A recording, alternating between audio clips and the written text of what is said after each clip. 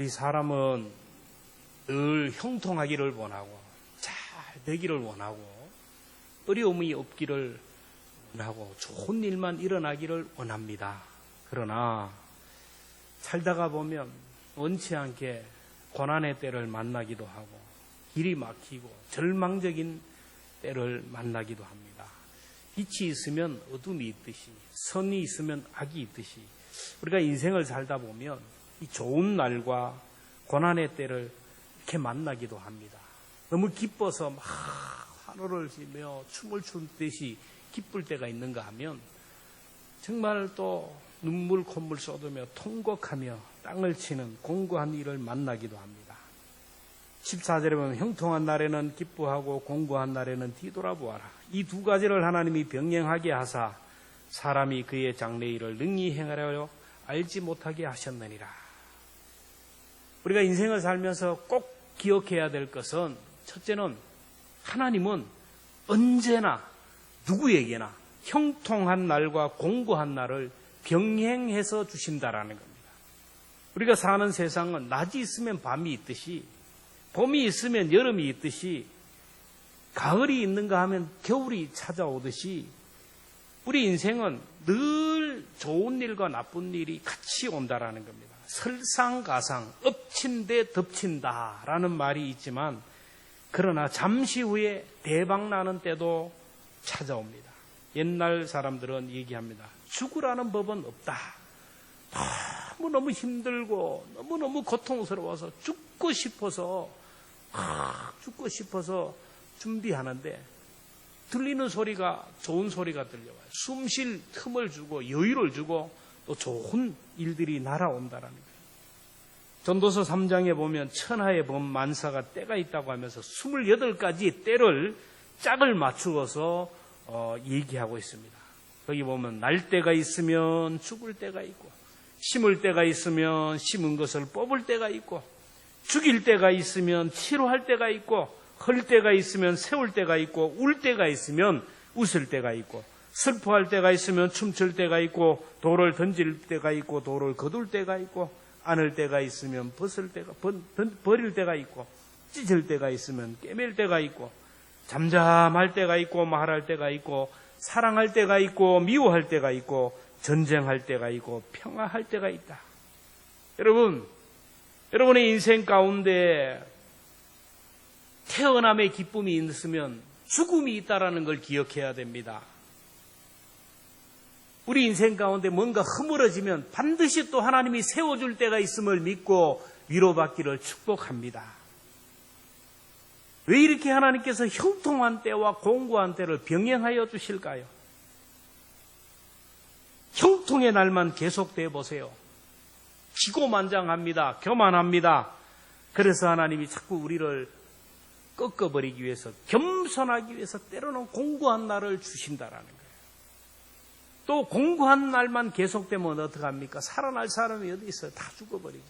그래서 하나님이 또 형통한 날을 주신다라는 거예요.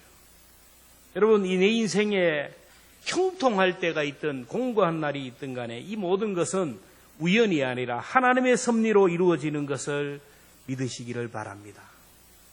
그래서 13절에 보면 하나님께서 행하시는 일을 보라. 고난의 때, 어려움의 때 하나님이 행하실 일을 기대하라는 거예요. 전도서 3장 11절에 보면 하나님이 모든 것을 지으시되 때를 따라 아름답게 하셨고 오늘 내게 있는 모든 때는 하나님이 섭리하신 날이기에 아름다운 날이고 합력하여 선을 이루시는 날이고 이 날에는 하나님의 섭리와 하나님의 지혜가 있는 날이기에 버릴 것이 없는 날이라는 겁니다. 사실 세상에 낮만 있으면 살기가 얼마나 짜증나겠어요. 여름만 있으면 살기가 지겨울 거예요. 형통한 날만 있으면 모두가 게을러지고 나태해지고 타락하게 돼요. 필리핀이나 동남아를 여행해보면 그 나라 사람들은 뭔가 의지력이 없고 전부 다 게으르고 나태하는 걸 봐요. 일할 필요가 없어요. 배가 고프면 나가면 나무 열매가 항상 있어요. 따먹으면 돼요. 옷이 필요가 없어요. 날씨가 항상 그러니까 따먹고 배부르면 아무 데나 누워 자면 되고 옷이 필요 없어요. 더우면 강에 가 목욕하면 되고, 난방할 필요도 없고 냉방할 필요도 없고, 그러니 걱정거리가 없으니 게으르고 나태하게 되고 원시적으로 살아가게 됩니다. 그런데 우리나라는 그렇지가 않아요. 봄이다 싶으면 금방 여름이 찾아와요. 파종의 시기를 놓쳐버리면 가을에 깡통 차야 되기에 봄에 열심히 파종합니다. 파종한 게 끝난 게 아니에요. 여름이 되면 막 잡초가 막 올라와요. 이걸 잡초를 제거하고 내가 일을 하지 않으면 안 되는 게 있다면 뜨거운 여름에 일하는 거예요. 그러다 보면 금방 선선한 바람이 불어오고 겨울이 오는 거예요. 덥다 난리를 치지만 벌써 하면 아침 저녁으로 선선한 바람이 부잖아요. 공부하지 않으면, 노력하지 않으면 안 되는 시스템이기에 긴장하게 되고 잘 사는 거예요. 그리고 공부한 날만 계속되면 항상 우울하고 항상 슬퍼하고 낙심하게 돼요. 그래서 주님은 모세에게도 바울에게도 오늘 저와 여러분에게도 형통한 날과 공고한 날을 골고루 주셔서 우리의 삶을 인도하신다라는 거예요. 그래서 공고한 날이 온도하도 이 또한 지나가리라는 말씀을 기억하고 참고 견디고 인내할 수 있기를 축복합니다. 그러면 곧 좋은 날이 오게 돼요. 고린도전서 10장 13절에 보면 사람이 감당할 시험 밖에는 너희가 당한 것이 없나니 오직 하나님은 미쁘사 너희가 감당하지 못할 시험당함을 허락하지 아니하시고 시험당할 즈음에 또한 피할 길을 내사 너희로 능히 감당하게 하시니라. 사람이 시험을 당해 견딜 수 없어서 불평하고 원망하지만 하나님은 그 사람이 감당할 만큼의 시험을 주어요. 1학년 아이에게 2학년, 3학년짜리 시험 안 줘요. 목사에게 주는 시험이다 하고 여러분에게 주는 시험이다. 믿음의 분량대로 감당할 수 있는 시험을 주신다라는 거예요. 그리고 그 시험을 받을 때 너무너무 힘들어서 어쩔 줄 몰라 할 때 눈을 돌아보면 하나님께서 피할 길을 줘요. 좋은 날을 주어서 숨쉴 여유를 주신다라는 거예요. 그리고 지금 형통한 날을 맞이했다고 자만하면 안 돼요. 이 또한 지나가리라. 내게 있는 이 형통함도 언젠가는 지나가기에 절제하면서 기도하면서 믿음으로 살아내야 돼요. 공고한 날이나 형통한 날은 하나님이 섭리하는 날이기 때문에 모든 것을 합력하여 선을 이루어가기에 결국 우리를 유익하게 하는 겁니다. 그러면 더 구체적으로 형통한 날에는 어떻게 해야 될까요? 형통한 날에는 기뻐하라고 했어요. 14절에 형통한 날에는 기뻐하라. 형통한 날에는 하나님이 주신 복이고 하나님이 주신 은혜이기에 기뻐하며 즐거워하며 살라라고 했어요. 전도서 3장 12절에 보면 사람이 사는 동안에 기뻐하며 선을 행하는 것보다 더 나은 것이 없는 줄을 내가 알았다. 우리가 살아가면서 선한 일을 하고 좋은 일을 하고 하나님을 기쁘시게 하는 일을 하고 이웃을 기쁘시게 하는 일을 하면 이 선한 일을 하면 좋은 일이 있기 때문에 이게 선한 일을 하고 기뻐하는 것, 이게 하나님이 주신 분복이라는 거예요. 전도서 3장 22절에 보면 사람이 자기 일에 즐거워하는 것보다 더 나은 것이 없음을 보았나니 이는 그것이 그의 몫이기 때문이다. 여러분, 형통할 때 기뻐할 줄 아는 사람이 행복한 사람이에요. 근데 형통할 때 기뻐하며 감사할 것 같은데 그렇지 않는 사람이 많습니다. 잘 되고 형통할 때 기뻐할 줄 모르는 사람이 의외로 많아요. 건강해도 기뻐할 줄 모르고 살아가는 사람이 많아요. 맛있는 음식을 먹으면서도 기뻐할 줄 몰라요. 밤에 단잠을 자고도 기뻐할 줄 모르는 사람이 많습니다. 든든한 직장이 있고 자녀가 있고 또 이렇게 신앙생활을 하고 있음에도 불구하고 기뻐하지 못하고 불평하고 원망하는 사람이 많아요. 학생은 공부할 수 있음에 기뻐해야 됩니다. 저 북한에 가면 공부할 기회도 없어요. 나에게 일거리가 있고 직장이 있고 그리고 내 삶에 여유가 있다는 것에 감사해야 돼요. 건강하게 운동할 수도 있는 것, 취미생활을 할 수 있다는 것, 이렇게 교회에서 함께 예배하며 사랑의 교제를 나눌 수 있음에 기뻐해야 돼요. 예배의 자유를 누리고 있다는 것에 기뻐하며 살아야 됩니다. 형통한 날에는 기뻐하라. 여러분, 형통한 날이 언제입니까? 태어날 때, 거두는 때, 치료가 될 때, 춤추고 기뻐할 때, 사랑할 때, 평화할 때, 오늘 우리가 살아가는 이 삶이 아닙니까? 기뻐할 줄 아는 사람이 행복한 사람이고, 기뻐하는 것이 하나님의 뜻입니다. 밥맛이 좋은 사람은 기뻐해야 돼요. 반찬이 이거밖에 없나? 건강하게 호흡을 할 수 있다라는 것, 오늘 내가 숨을 쉴 수 있다라는 것에 기뻐해야 됩니다.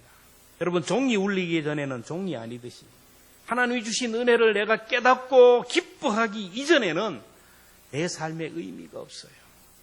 그래서 행복은 누리는 것입니다. 기쁨도 누리는 거예요. 오늘 저와 여러분에게 있는 형통의 날에 여러분 행복을 누리고 기뻐할 수 있기를 주님의 이름으로 축복합니다. 그 다음에 공고한 날에는 되돌아보아라. 공고한 날이란 일이 제대로 되지 않는 날입니다. 환난의 때를 말합니다. 죽을 때, 뽑힐 때, 헐 때, 슬퍼할 때, 찢어질 때, 미워할 때, 전쟁할 때를 말해요. 공고한 날이란 자연재해를 당할 때를 말합니다. 코로나 팬데믹의 현상입니다. 그리고 코로나 재확산의 날입니다.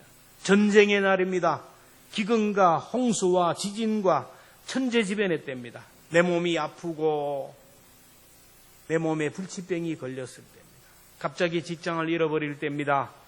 이별을 하고 사별을 하는 때입니다. 공고한 날이란 대학에 떨어지고 취업 시험에 떨어지는 날입니다. 우리가 인생을 살다 보면 이런 공고한 날이 찾아오는데, 이런 공고한 날이 찾아오면 되돌아보라. 불안해하지 말고, 두려워하지 말고, 조급해하지 말고, 자포자기하지 말고 네 삶을 되돌아보라. 그리고 생각하라는 거예요. 우리들의 시선, 우리의 생각, 우리의 판단은 언제나 부족해요. 사람들은 내가 보는 것이 다인 줄 압니다. 내가 생각하고 내가 판단하는 것이 다인 줄 아지만 보는 것이 한계가 있어요. 멀리 보지 못합니다. 전체적으로 보지 못합니다. 입체적으로 보지 못하고 종합적으로 보지 못해요. 부분적으로 봐요. 부분적으로. 그래서 공고한 날에는 되돌아보라. 지난 날을 되돌아보라는 거예요. 과거를 되돌아보고 출발점을 되돌아보라는 거예요. 여러분, 저와 여러분의 오늘이라는 이 시간은 과거에 내가 심었던 것을 거두는 결실입니다. 오늘 내 삶이 왜 이러냐? 내 건강이 왜 이래? 내 몸이 왜 이렇고 내 삶이 왜 이래? 불평할 게 없어요. 내가 과거에 심은 것들을 거두는 거예요. 지나간 과거를 우리가 바로 알면 오늘 여기에서 내가 어떻게 살아야 될지를 알게 돼요. 오늘 여기에서 내가 바로 살면 우리의 미래는 더 소망이 있고 우리의 미래는 희망이 있다라는 거예요. 나의 부족함을 돌아보고 내가 잘못한 것이 무엇인지 살펴보라는 겁니다. 사람들은 생각이 없어요. 지금 오늘 여기에서 고난을 당하고 지금 여기서 영적으로 게으르고 나태함의 영적인 무기력 가운데 있으면서도 그 원인을 찾지 못하고 늘 그 자리에서 한 발자국 전진하지 못하고 늘 그 자리에 머물러요. 여러분, 여러분의 미래가, 여러분의 앞으로의 삶이 지금과 같기를 원하면 지금과 같은 자리에 앉아 있으면 돼요. 그러나 내 미래가, 내가 앉는 자리가, 우리 자녀들이 앉는 자리가, 우리 미래가 더 복되기를 원하면 이 자리에 머물러면 안 됩니다. 좀 더 하나님이 원하는 자리로 나가야 됩니다. 하나님이 원하는 은혜의 자리로 나가야 되고 내 삶의 궤도를 수정할 때 내 미래는 따라오는 것이에요. 오늘 우리의 삶을 한번 돌아보십시오. 정말 우리가 하나님을 전적으로 의지하고 살아갑니까? 하나님의 말씀에 온전히 순종하고 살아갑니까? 내 힘을 의지하며 아직까지 내 생각, 내 방법, 내 뜻대로 살아가지는 않습니까? 공고한 날을 되돌아보면서 회개하고 궤도를 수정한다면 오늘의 이 공고한 날은 더 이상 내게 화가 되지 아니하고 복의 기회가 될 것입니다. 그리고 공고한 날에는 이웃을 되돌아봐야 돼요. 나도 힘들지만 내 코도 석자지만 나보다 더 공고한 일을 만나고 나보다 더 공고한 일을 만난 사람들이 많아요. 되돌아보면 나보다 더 극심한 고난을 당하는 자들이 의외로 많습니다. 당뇨에 걸리지 않았을 때는 당뇨약 먹는 사람이 안 보여요. 혈압약을 먹지 않을 때는 혈압약을 먹고 고혈압이 있는 사람들을 보이지가 않아요. 근데 내가 당뇨약을 먹으면서, 내가 혈압약을 먹으면서부터는 당뇨병에 걸린 사람이 보이고 혈압약을 먹는 사람이 보여요. 내가 암에 걸려봐야 암에 걸린 사람이 얼마나 고통스럽고 얼마나 힘들고 처절하게 살아가는지를 알게 된다라. 몸이 건강할 때는 아픈 사람이 안 보입니다. 몸이 아파서 병원에 입원해봐야 아픈 사람이 얼마나 많은가를 알게 돼요. 병원마다 환자들로 가득합니다. 입원실이 만원입니다. 그들을 볼 때 위로가 돼요. 왜 나만 아프고 왜 나만 고통하고 왜 나만 암이 걸렸냐. 병원에 가보세요.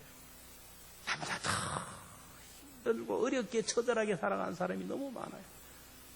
그래도 나는 아무것도 아니라는 걸 알게 돼요. 손도 못 대는 사람들이 얼마나 많은지를 알게 돼요. 사람은 참 이상합니다. 왜 나만 약을 먹어야 되고 왜 나만 병원 다녀야 되고 왜 나만 이렇게 힘들어야 하느냐. 그러다가도 우연히 친구가, 지인이, 내가 아는 사람이 약을 먹고 같은 병으로 고통당한다는 걸 알면 은근히 위로가 돼요. 그리고 고난당하는 사람을 보면 그 사람들을 위로하는 자가 되고 그 사람을 치료하는 자가 돼요. 고린도후서 4장 1절에 보면 우리의 모든 환난 중에서 우리를 위로하사 우리로 하여금 하나님께 받는 위로로서 모든 환난 중에 있는 자들을 능히 위로하게 하시는 이로다. 하나님이 저와 여러분들에게 공고한 날을 주신 이유가 뭔지 아세요? 오늘 저와 여러분들에게 몸에 약함을 주시고 가정에 어려움을 주시고 자녀들에게 어려움을 주시고 내 삶의 둥지를 흔드는 이유를 아십니까? 그렇게 해봐야 고통당하는 자들의 마음을 이해하고 그렇게 해봐야 아픈 사람의 마음을 이해하기에 그래서 그 아픈 마음을 가지고 아픈 사람을 위로하고 연약한 자들을 위로하고 그들을 치료하기 위해서 오늘 저와 여러분들에게 이런 어려움을 주는 거예요. 그래서 목회자들을 보면 겉으로 볼 때는 멀쩡하지만 비하인드 스토리가 있어요. 하나님이 보이지 않게 많은 시련을 통하여 연단하셨어요. 보면요, 시설에서 자원봉사를 하거나 장애인 단체에 가서 이렇게 기부를 많이 하고 섬기는 사람들을 가만히 보면 가족 중에, 자녀들 중에 그런 아픔을, 고통을 경험하는 사람들이 아파 본 사람이 그런 일을 하는 거예요. 옛날에 투석 환자가 생기면 재산 다 날렸어요. 제가 어릴 때만 해도. 근데 DJ가 투석하면서 투석 환자들에게 엄청난 의료비가 들어간다는 것을 알고 투석 환자들에게 의료보험이 적용하게 됐어요. 지금은 투석 환자들 그렇게 어려움이 없어요. 공고한 날 자기가 아파 보니까 아픈 사람의 마음을 이해하는 정책을 내는 거예요. 공고한 날들이 나로 하여금 공고함을 당하는 이웃을 생각하고 그들을 이해하고 그들을 동정하고 그들을 위로하고 사랑하게 한다면 오늘 내게 있는 공고한 날은 화가 아니라 도리어 복이 되고 불행이 아니라 행복의 기회가 된다라는 거예요. 옛날에 우리 아버지께서 늘 하시는 말씀이 사람은 위를 바라보면 살면 안 되고 아래를 보며 살아야 된다. 그래서 저는 되지도 않는 소리를 한다. 힘없는 사람이 하는 소리라고. 살아가면서 그래요. 나보다 잘 사는 사람, 나보다 잘 나가는 사람, 나보다 좋은 자동차 타고, 나보다 좋은 집 살고, 나보다 좋은 직장, 나보다 좋은 연봉, 나보다 잘난 사람만 자꾸 바라보고 살다 보면 그들을 바라보는 순간 자꾸 비교가 되면서 내게 있는 기쁨이 자꾸 떠나가요. 평안이 떠나갑니다. 욕심이 자꾸 생겨요. 나도. 그러면서 물질의 노예가 되어가는 거예요. 나보다 못한 사람, 오히려 어려운 사람을 바라보면 내가 얼마나 복을 받고 살아가는지를 알게 되고 내가 얼마나 은혜를 받고 살아가는지를 알게 되고 기뻐하게 되고 내가 무슨 자격이 있어서 내가 무슨 공로가 있어서 이만큼 살아가는가. 그 은혜에 감사하여 또 다른 사람을 섬기는 삶을 살아가게 하는 거예요. 그래서 믿음 있는 사람은 자기 믿음을 지키기 위하여 여러분 어려운 사람을 자꾸 찾아가요. 몸이 좀 아픈 사람들, 자꾸 불평 나오는 사람들을 요즘 병원에 못 가지만은 병원에 가보세요. 중환자실에 가보세요. 그냥 인공호흡기를 꼽아놓고 입을 다 벌리며 그냥 면명하는 사람이 얼마나 많은지. 걸어서 내가 이렇게 다닐 수 있고 예배 드릴 수 있다라는 것에 대하여 감사하는 거예요. 저 북녘 동포들을 생각해 보세요. 아프리카에 있는 사람들을 생각해 보세요. 지금도 장례시설에 있는 사람들을 생각해 보세요. 오늘 내가 누리고 있는 것이 얼마나 큰 은혜인지를 알아요. 여러분, 공고한 날이 있으면 뒤를 돌아보고 이웃을 바라봐요. 그리고 공고한 날에는 믿음의 주여 온전케 하시는 주님을 바라봐야 됩니다. 공고한 날에 나 자신을 돌아보며 회개의 기회를 삼는 사람이 복 있는 사람입니다. 공고한 날 나를 볼 때 나는 죄도 없고 나는 아무 잘못도 없고 애매히 고난을 당했다면 주님을 바라보며 참으면 복이 된다고 했어요. 베드로전서 2장 19절에 보면 부당하게 고난을 받아도 하나님을 생각함으로 슬픔을 참으면 이는 아름다우나. 친구를 믿어서 돈을 빌려주고 보증을 해줬는데 친구가 나를 배신해요. 나는 아무런 사고도 없이 그냥 법을 지키고 가는데 갑자기 상대방이 그냥 중앙선을 침범해서 어려움을 당해요. 아무리 생각해도 나는 너무 억울하게 고난을 당한다면 하나님을 생각함으로 슬픔을 참고 있으면 그 그것이 반드시 복이 된다라는 거예요. 예수님은 죄가 없으신 분인데 십자가 위에서 고통당할 때 그걸 참고 견디심으로 구원을 이루셨듯이 오늘 우리도 애매히 고난을 당할 때 예수님을 생각하고 참고 견디면 복이 된다라는 거예요. 공고한 날에는 하나님의 사랑과 하나님의 섭리를 바라봐야 돼요. 하나님은 그 누구보다도 오늘 저와 여러분을 사랑하는 분이고 우리 아버지 어머니보다 우리를 더 사랑하는 분이기에 하나님이 나를 향한 섭리와 계획은 실수가 없으시고 가장 완벽하다는 것을 믿어야 돼요. 성도들이 가장 좋아하고 믿음으로 붙드는 말씀이 있습니다. 로마서 8장 28절 우리가 알거니와 이 안다라는 건 우리가 믿습니다. 나는 압니다. 나는 확신합니다. 하나님을 사랑하는 자 곧 그의 뜻대로 부르심을 입은 자들에게는 모든 것이 합력하여 선을 이루느니라.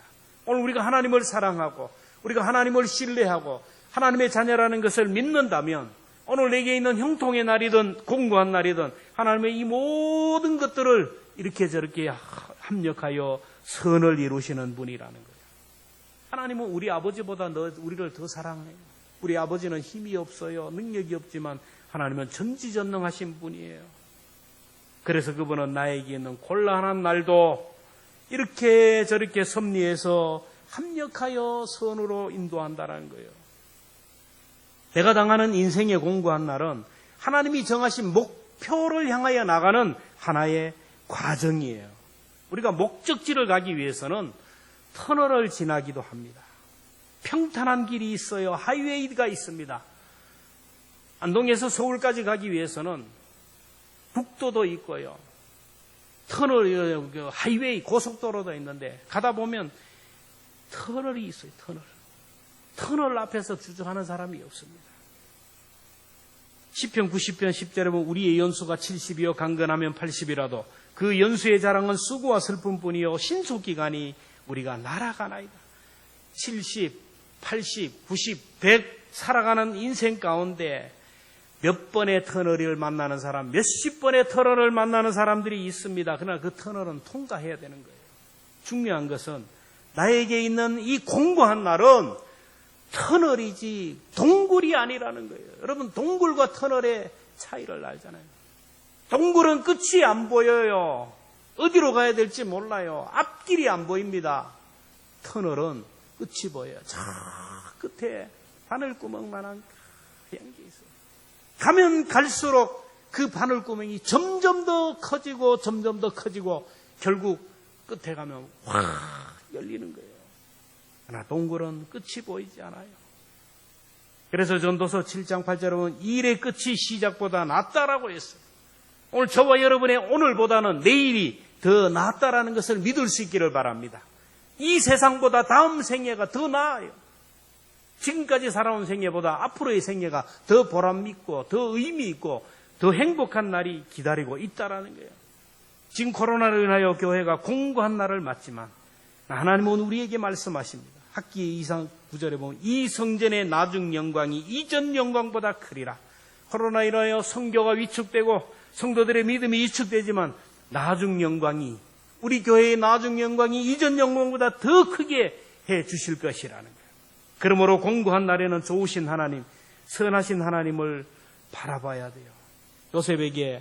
요셉은 형들에게 미움을 받고 애굽으로 종으로 팔려갔지만 그것이 끝이 아니었어요.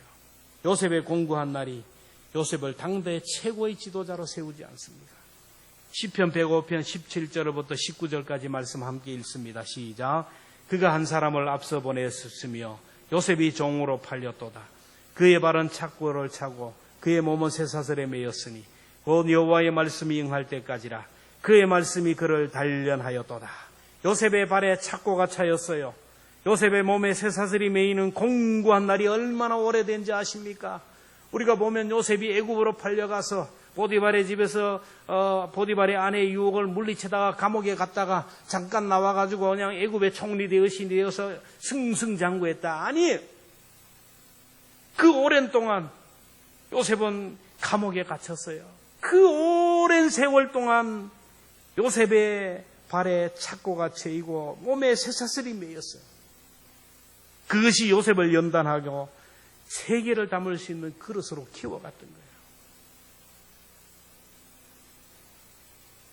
여호와의 말씀이 응할 때까지 그의 말씀이 그를 단련하셨다. 요셉만 그런 게 아니에요. 오늘 저와 여러분들을 하나님이 원하는 그릇으로, 하나님이 원하는 사람으로 단련할 때까지 여러분, 오늘 우리를 얽매이는 쇠사슬이 있고 오늘 우리를 옥죄는 불편하게 하는 것들이 있어요. 그러므로 우리가 단련되고 훈련되는 순간 이 착고가 풀어지는 거예요. 온유하게 되는 그 순간 오늘 우리에게 있는 터널은 통과되고 마는 거예요. 모세도 광야 40년의 공고한 날을 통하여 위대한 지도자로 세워졌어요. 이스라엘 백성도 광야 40년의 공고한 날을 통하여 결국 적과 꿀이는 가나안에 들어갔어요. 욥을 보세요. 순전하며 정직하며 악에서 떠난 사람이에요. 하나님을 경외한 사람입니다. 근데 그에게 공고한 날이 왔어요. 그 많던 소유가 스바 사람들에 의해서 빼앗기고 남은 것은 갑자기 하늘로부터 벼락이 떨어져서 다 불살라버렸어요. 갈대아 사람이 습격해 요셉의 재산을 약탈해 갑니다. 설상가사로 요셉의 10남매가 그냥 잔치를 하다가 태풍이 몰려와서 그냥 모두가 깔려 죽었어요. 이러한 공고한 날을 통하여 요셉은 이전보다 갑절의 복을 누리게 되었어요. 시편 30편 5절에 말합니다. 그의 노여움은 잠깐이요 그의 은총은 평생이로다. 저녁에는 울음이 깃들지라도 아침에는 기쁨이 오리로다. 오늘 저와 여러분에게 있는 눈물, 오늘 저와 여러분에게 있는 고통이 있지만 그러나 참고 견디고 인내하면 기쁨의 그날이 속히 올 줄로 믿습니다. 시편 33편 6절에 보면 이 공고한 자가 부르짖음에 여호와께서 들으시고 그 모든 환난에서 구원하셨도다. 오늘 우리들은 주 안에 있는 자들입니다. 주님의 손 안에 있는 자들입니다. 그러므로 주님의 손 안에 있는 우리들이 해야 될 일은 오늘 우리에게 있는 형통의 날, 우리의 환경들 내게 주어는 복들이 밀려올 때 그 복을 바라보지 말고 그 복을 주시는 하나님의 손을 볼 수 있기를 축원합니다. 사람들은 하나님 주시는 물질의 복, 하나님 주시는 건강의 복 이것만 바라보고 자꾸 여기에만 매이는 거예요. 이건 보면 안 되는 거예요. 이걸 주신 하나님, 이것을 누리게 하시는 하나님의 손을 바라볼 때 우리가 겸손하게 돼요. 때로 우리가 살아가면서 고난이 닥칠 때가 있어요. 아픔이 올 때가 있어요. 시련이 닥쳐오지만은 그 시험 파도만 바라보지 말고 주님의 손만 바라봐야 돼요. 주님의 손 안에 있는, 주 안에 있는 나에게 딴 근심이 있으랴. 여러분, 주 안에 있는 우리에게 딴 근심이 없어요. 찬송가 370장에 보면 주 안에 있는 나에게 딴 근심이 있으랴. 십자가 밑에 나아가 내 짐을 풀었네. 그 두려움이 변하여 내 기도 되었고 전날의 한숨 변하여 내 노래 되었네. 내 주는 자비하셔서 늘 함께 하시고 내 궁핍함을 아시고 늘 채워주시네. 우리 370장 우리 기도하는 마음으로 우리 신앙의 고백으로 하나님 앞에 찬양